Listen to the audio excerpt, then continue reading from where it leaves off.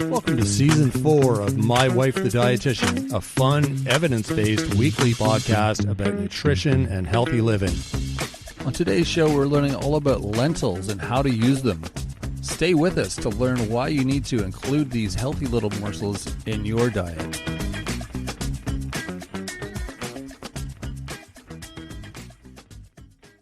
Enjoying the show? You can help others find it and enjoy it too by giving us a 5-star rating or review.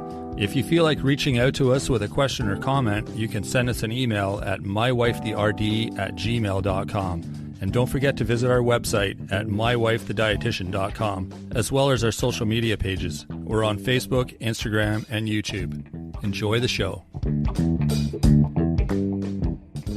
Welcome to My Wife the Dietitian. Hello, Sandra. Hello, Rob. How are you? I'm good. How are you? I'm very good. Good. We're talking about lentils. Lentils. Fun. Those powerful little beans or pulses or legumes. Yeah, they are little, but super tasty. Yeah. Did you know where they got their name? I do not. That's not the kind of thing I go looking for. But I'm sure you're going to tell me. They got their name from their shape. Well, isn't it round-ish? What? Like optical lens? So it's lenticular.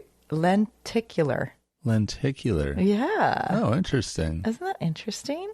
Huh. Plus, the Catholics used to use lentils when they didn't have fish available for Lent. Oh, interesting. Because it has the word Lent in it. Maybe that's close enough. We'll just go with that. Some origins of the name. Oh, yeah. Always important to know. Mm-hmm. And why are we even talking about them? I have no idea. Well, because they're really healthy, I guess. That's probably why. And they're easy to make. And they're tasty. There we go. I could keep going. Yeah, please do.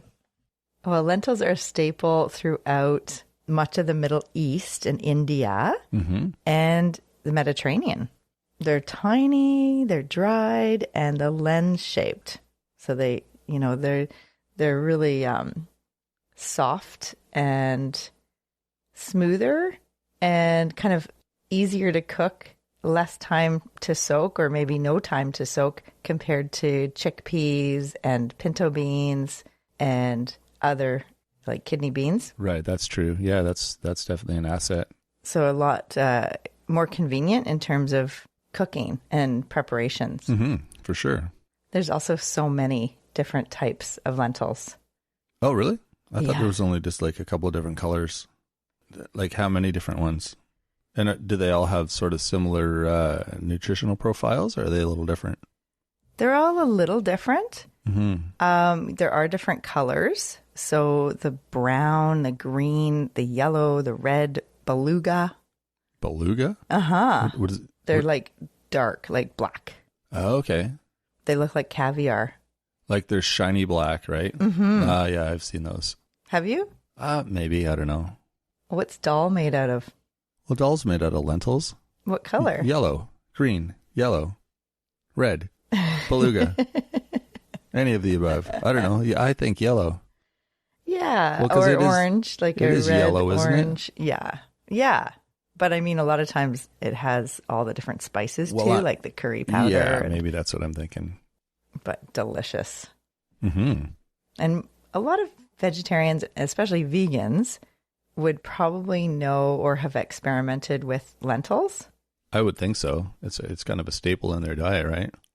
Like a necessity almost to have a lot of bean options and legumes, and lentils is just the easy go-to, I would think. And why is that? Why would it be a necessity? Because they don't eat meat. So they need to have it's protein. It's their source of protein, right? Exactly. Yeah, so there you go. Yeah, a really good source of plant-based protein. It's like a meat alternative, like 25% protein. Wow. Yeah, they're loaded with protein. In a cup of lentils, you get 18 grams of protein and 16 grams of fiber. Yeah, fiber. So you don't get fiber from meat. No. That's exactly it. You only get fiber from plant foods. Yeah, so that's good bang for your buck there. And the other thing is you don't get any cholesterol or saturated fat in lentils or beans. Yeah, that's true too. And they are loaded with other nutrition too. Such as? such as they're really good for people with anemia. So that would be low iron. Yeah, iron deficiency anemia. They're very high in iron. It's a really good source of iron, especially if you pair them with a food that's rich in vitamin C, such as sweet potato. Have you ever had a dish that had lentils and sweet potato together? Probably. Yes, because I've made them before. Yeah, I was going to say, it seems familiar. Mm-hmm. Is that why you're doing it? Oh, it's a good taste combination. It is. Yeah, I just wondered. I wonder how many of these recipes are built around like the combination that you were just talking about, the health kind of focus. I think there's very traditional, and I think there's this almost knowledge that has been passed down through the ages, through families and just generations. And a lot of times beans and rice, for instance, or lentils and rice is a great combination because you have certain amino acids in rice that you don't have in beans and vice versa. Right. And they work together somehow to... Complementary. Yeah. So it's kind of like complementary proteins. Now we know that over the day, if you're eating different foods, like a variety of different foods, you're probably getting all the different complementary amino acids to work together to make the complete amino acid to help your body's protein stores. Right, okay. So that helps build all the, neurotransmitters, the hormones, the enzymes, all the different reasons that our body uses protein and for lean muscle mass and all the building blocks. Like the amino acids are building blocks for our body's proteins. Right, okay. And lentils are a great kind of meat alternative. So if people are like looking to have more plant-based options in their week, it's a great way. Like lentils are so loaded with nutrition. I think the problem lies in a lot of people don't know what to do with them. Well, I think you're bang on there because I don't think I've ever cooked with lentils. And I like to cook and I'm pretty creative, but that kind of stuff, I suppose I could figure it out, but that's just one more step. It's not one of those like easy kind of just throw them in kind of like there's a bit of knowledge that's required in order to use them. And despite you not knowing how to cook with them, you eat them 5 days a week. Oh, I do. Well, that's because you're cooking them.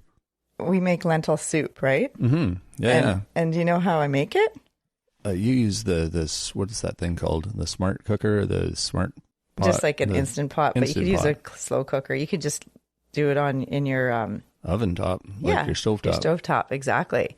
And you can just add your lentils, like dried lentils. So you buy the lentils in the bean section of the grocery store, like the dried. Yeah, like a bag of them, right? Mm-hmm. It's like buying a bag of rice or like a little 1 pound bag or something like that. Mm-hmm. Exactly. And there's all different colors or different, like you can get canned or dried.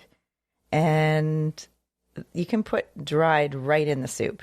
Like you don't have to soak them first. It's because they're so small, they'll cook. Yeah, they're very soft. Exactly. Right, I see. Yeah.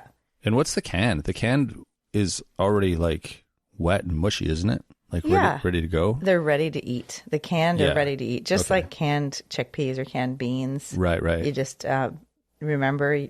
Rinse. Yeah. Open them, rinse them for a long time and drain it and then use it in your dish. I wouldn't open a can and just pour it right in with the juices in the can, partly because a lot of those are the oligosaccharides. Well, then, that doesn't sound very pleasant.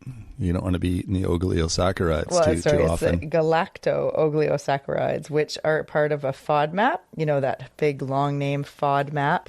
Yeah, FODMAP. Yeah. So that's the legumes. So lentils are included in that list, create those fermentable gases. And that's why you get the digestive issues if you aren't tolerating those. And you may need to kind of limit beans for a temporary time period. So if you're taking a low FODMAP or you're experimenting and trying to figure out what's going on with your digestion, if you have IBS, irritable bowel syndrome, some people try a low FODMAP diet, but it's temporary. It's not for the rest of your life. And it's usually for 6 weeks, 8 weeks. And that would include removing those foods like the beans and the lentils, but just temporarily. Because overall, for the long term, we want to try to reintroduce a lot of these foods back in because they're really good for us. Right. So you were saying about the bean juice, why you're rinsing it. So if you don't rinse it, you're have a higher level of that stuff that's not good for your gut, or you're going to have reaction to it, or reaction. You're going to get some lots of gas. Yeah. Gotcha. So wash your beans. Don't wash them. Rinse your beans.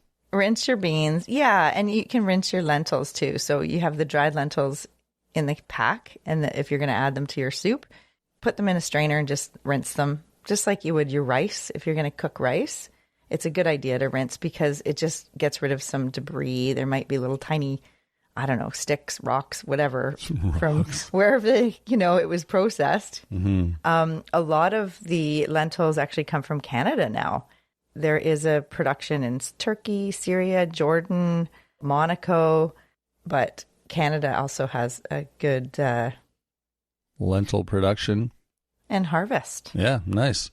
Mm-hmm.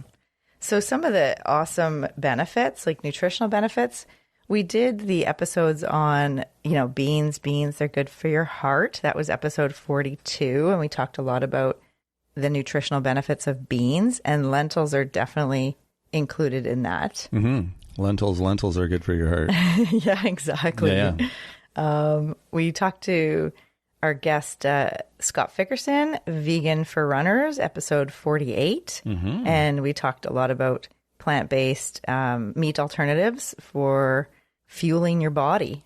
Yeah, he had some great recipe ideas for lentils, and we've seen him in action too. He can whip up some pretty amazing meals with lentils and like a short period of time. So absolutely, yeah, it is an easy food to cook with once you know what you're doing. Yeah, exactly. We did an episode, Nutrition Nuggets 51, Easy Bean Ideas. So that's a good one to refer back to, and we'll put it in the show notes. Mm-hmm. And as I mentioned, it is really good, like including beans, lentils, at least twice a week, but 4 times a week would be great to have some sort of bean or legume, lentil pulses in your weekly diet. And it is one of those longevity foods. So remember the blue zones? Mm-hmm. We did an episode 186 on blue zones. Right. Yep. And we also did one with Liz Weiss, Eating for Longevity. Yeah, she's a bit of an expert dietitian, right? Yeah. A bit of a specialist expert on the blue zones and the blue zone diet. So that's another one to refer back to. Yeah, and there's a reason. So legumes have a good amount of soluble fiber. Right.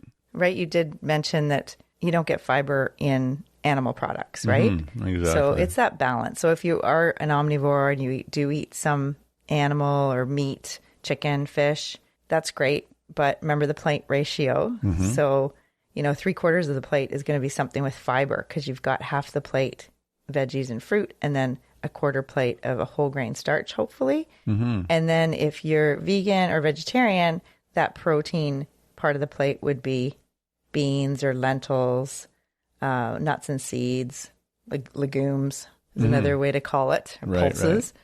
That fiber is so good for our blood sugar control. It slows the blood sugar rise. Mm-hmm. So it's got a ripple effect in terms of helping prevent diabetes and heart disease, metabolic syndrome. All sorts of crazy conditions, right? And a lot of those are pretty widespread. Yeah, they're very common, very common. There is definitely, if we think about kind of our North American diet or how a lot of people eat, they do not include beans and lentils and pulses regularly. Oh, exactly. And I know this with working with clients. I mean, that's what we talk about. That's why I wanted to talk about lentils today, because a lot of people don't know what to do with them. And we're going to talk about that in 1 minute. The other thing is, because of that soluble fiber and protein, they have long-lasting satiety for after you eat. You stay full for a while. That's right. Yeah. You stay full for a long while. And that is really helpful for not having cravings and lasting until your next meal or snack. Mm-hmm. And with the increase in more and more people finding that they have a gluten intolerance or they have celiac, and we did episode with Selena DeVries about the celiac diet. Yeah, we've done a couple on celiac. You can search those up too, or we'll include them in the show notes maybe. Yeah. Well, lentil flour is a good alternative to wheat flour. Oh, right. So you can use lentil flour to make bread. And traditionally, you've heard of papadum. Those, I don't know where they were from, but yeah, we've eaten those before. You stick them in the microwave and they get all like crispy and crunchy and fun. Mediterranean, I think. Yeah, Mediterranean. And then dosa. They look like a little whole wheat tortilla, and then they get all crunchy when you heat them up. Yeah. A little olive oil on them or something. And yeah, exactly. Yeah. And then, dosa? Dosa are like red lentil dosas are southern Indian breads. Yum. And they are made from lentils and rice rather than flour. Interesting. And they look like pancakes, and they're delicious cooked for breakfast, or you can use them as an accompaniment to stews or curries or rice dishes. Nice. The other thing about lentils are they are really good for fertility in terms of folate. That's the one thing with prenatal vitamin mineral supplement. Mm-hmm. The biggest difference in a prenatal versus a adult formulation, a big difference is the amount of folate, right? Like folic acid and iron. But lentils are a good food source. Oh, for both of those things. Mm-hmm. Oh, there you go. Mm-hmm. So they're really good. So I think people know that green leafy vegetables are a good source of folate, but also beans and lentils are awesome. So that's another reason to try to include them. If you don't eat them at all, just try to include them once a week with the goal of maybe 2 to 3 to 4 times a week would be great. My last 3 dinners have been beans. Oh, great. Mm-hmm. What were they? 3 dinners, I guess. Well, we've had a lot of hummus in the fridge lately, so that's been chickpeas, a regular snack, yeah. And then I made gigantes the other night. I was showing our daughter, because she's living on her own now, and I was showing her this super easy recipe for dinner.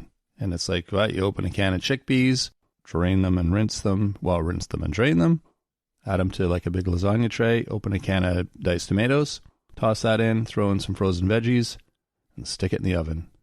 It takes 3 minutes to open all the cans.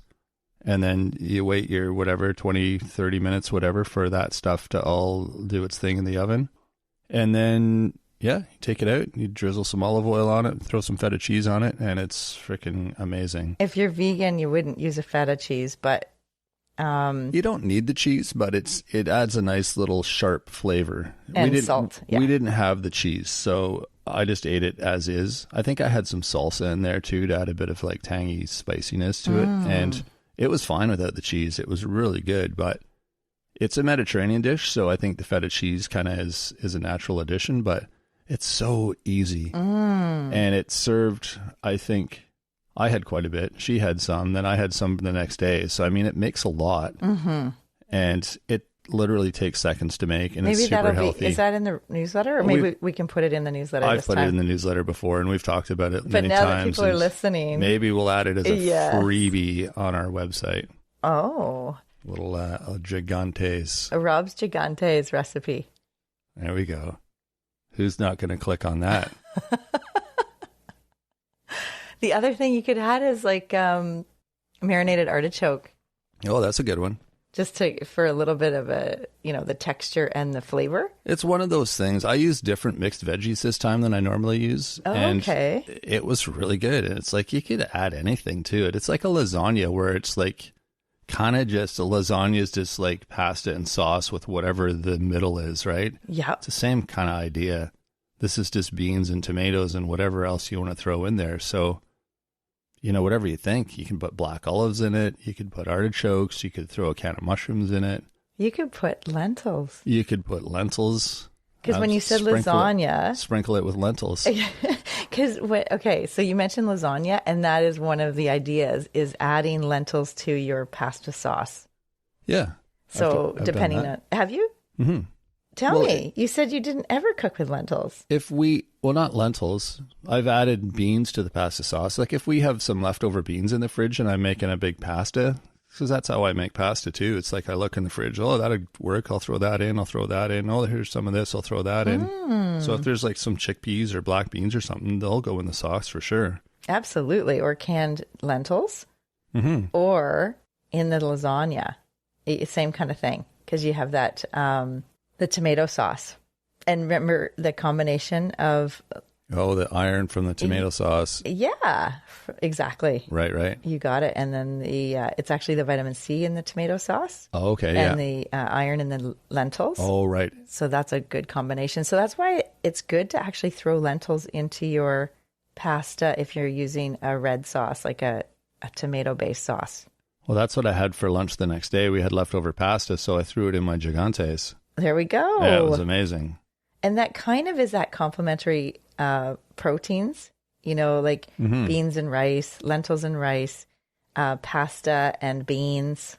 And tomato sauce. Because that actually, as we just mentioned, that's so good for an iron-rich meal. Mm-hmm. There's a lot of people that I talk to, especially like in prenatal groups and, raising healthy family type groups with young children.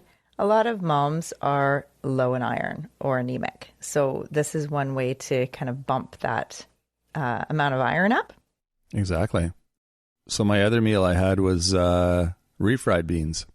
Oh, right. Which you could also do with lentils. I'm sure you could mush them down into like a paste. And I just made some burritos. It was like a quick and easy kind of dinner. And there's so many dishes. You're right. Like dal is kind of like that. It reminds me of, but depending on what spices and other foods you put with it. It's just a base, right? And then it's like a noodle. Like there's so many things you can do with pasta noodles, but the lentil is just the base. And then you can do so many different things with it once you know how to cook it and have some ideas. Exactly. After listening to our show and looking at our newsletter and our blog and all that, you'll have lots of ideas. Yeah. And I mean, like meatloaf is a good example. Like people make, vegan meatloaf. So they use lentils with that or meatballs.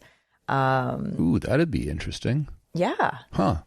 Ooh, I'm getting your wheels turning. Our son would love those. I had some sausage the other night. I threw sausage in my gigantes. That's the other thing. It was so good. We had it wasn't a real meat. It was like a tofu kind of sausage, but it was spicy and flavorful. And I threw little chunks of that in, and he's like, "Is that real sausage?" Because he's a meat eater. And I'm like, "Yeah, it's real sausage. Like it's because the sausage is the shape of it. It's not what it's made of." And he says, "But is it like real?" I'm like, "Yeah, it's real." He's like, "But what's it made out of? Is it meat?" I'm like, "No, it's not meat." He ate it anyway and loved it, but he is so funny.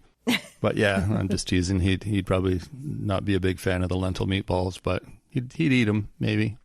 Well, if you make them like tasty. Yeah, tasty. Yeah. Exactly. Well, that's the thing, because basically if you think about the different dishes, there's like lentil soup that we make, lentil salad. Lentil salad. Yeah, like a cold bean salad. Yeah. Yeah, kind of like exactly like a bean salad, like a quinoa salad, like those grain bowls. Mm-hmm. So you can use lentils for that for sure. Like that would be delicious. Like just the canned lentils would be a good addition. The lentil curry. Right. Yep. Enchiladas. Like as the middle. Mm-hmm. Yeah. Mm-hmm. Did I say chili? No, but that's a great idea. Oh, yeah. There's a recipe right here. Lentil chili. Right there. Mm-hmm. There it is. Lentilly chili. Oh, lentilly chili. You can make lentils for a dip, similar to hummus. Mm-hmm. Yeah. But using lentils instead. Yeah, I think you could do a lot with it. Once you've got it cooked, then you just mash it down and use it as a spread or a dip or... Exactly. There's lentil tortilla soup. So the tortilla soup that we make a lot. Uh-huh. You can use lentils in that. You can make the tortilla soup like vegan and use lentils, or friends of ours make tortilla soup with chicken and prawns. Oh, it's so delicious. That's but amazing. You could also add lentils in that. Mm-hmm. Yeah, there's no reason you can't use them all. That's why it's so fun, like, to get, if you have time and energy and you have the supplies, to get creative in the kitchen. Mm-hmm. Absolutely. It's so cool to make all these different recipes, and just like even one recipe a month, just to try something new, just so that you add it to your... Yeah, like your toolbox, your cooking toolbox, right? Exactly. Yeah. Exactly. Yeah, we know that lentils, I mentioned about helping prevent diabetes because it slows the rate at which the glucose is absorbed, or slows the blood sugar rise.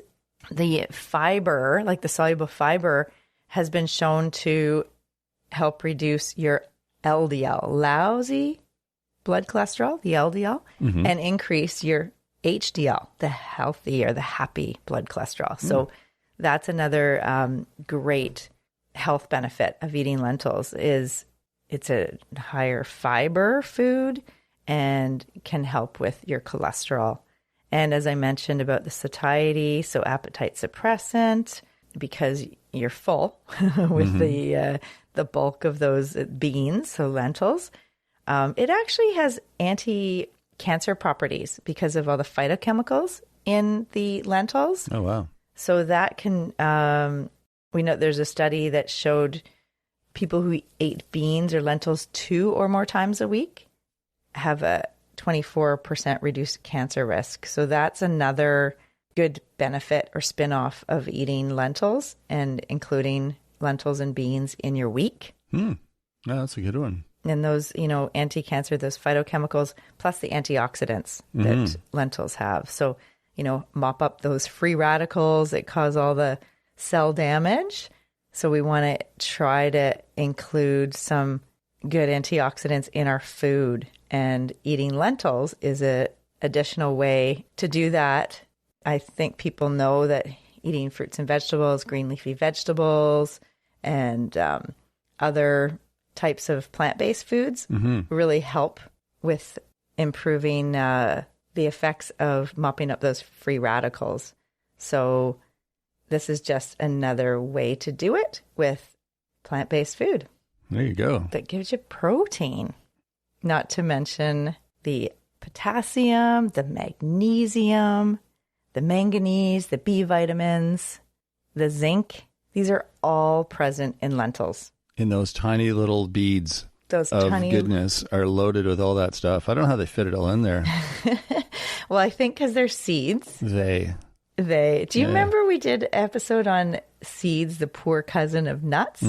But they're so rich in nutritional benefits. Well, lentil is technically a seed.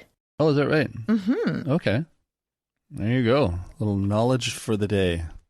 And for those that, we'll probably talk a little bit more in the future about histamine and, trying to limit the amount of histamines in your diet for people that are super sensitive, that have a lot of allergies and might need a low histamine diet temporarily. With lentils, you could sprout your lentils. And that would be a good way to get those nutritional benefits from the lentils. We'll link all those episodes in the show notes. There's another one, how to make a salad a meal, Nutrition Nuggets 54. And that one would reference, adding beans or nuts and seeds to your salad or a grain. And the same thing with lentils. Yeah, perfect.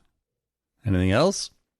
Well, I talked about the IBS issue, but including lentils and beans in your weekly menu can help with, because of the fiber, it can help with your gut microbiome and your gut health, and it actually can increase stool weight because it is just that fiber that's helping with the short chain fatty acids. And this is all super beneficial for, the gut brain connection, the way your metabolism works. So there's a lot of spin-off effects of including beans and pulses and lentils in your weekly diet.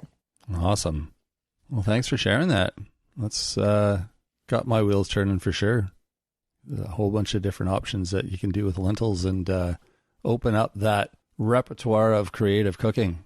Mm-hmm. Impress your friends and family with your new recipes. We even have that, those high protein pastas, lentil or not edamame, but it's lentil pasta. Mm-hmm. And made with the lentil flour. Yeah, those things are amazing. They're really tasty, and they're super high in protein, super high in fiber. Yeah. Those are alternative kind of pasta that you can get just to add to your rotation of different noodles that you cook. Mm-hmm. Yeah, and you don't actually have to cook the lentils. You just open the box and it's all the pasta ready to go. So there you go. Lots to think about. Lots of new things to try out. If you want more information, check out our website. There's lots of great tips and information there. It's mywifethedietitian.com. You can join our weekly newsletter as well. That's free to join. Also, lots of great tips, recipes, updates, all sorts of things in the newsletter there. So it's worth a look as well. If you have questions or ideas for the show, let us know. You can email us at mywifetherd@gmail.com. I'll be happy to turn your questions into a little episode. You can also find us on Facebook, Instagram, and YouTube. Feel free to reach out to us there as well. And if you like the show, let us know. We love hearing your comments, your feedback. You can rate and review the show. You can email us ideas or comments or feedback. It's all super helpful for us. Something else that's super helpful is sharing with friends. Your friends would be stoked to hear about a new show, and it would certainly help us as well. So that is it for this episode. We'll be back on Wednesday with Nutrition Nuggets. So until then, have a fantastic week, everyone. Thanks for joining us today on My Wife the Dietitian. If you like what you heard, don't be shy. Leave us a comment or review, and be sure to share our podcast with your friends. If you'd like to hear more, hit that subscribe button. You can also follow us on our social media pages for updates, episode trailers, and other odds and ends. For more info and links on what we discussed on today's episode, check the show notes. We'll be back next week with another informative and fun-filled episode.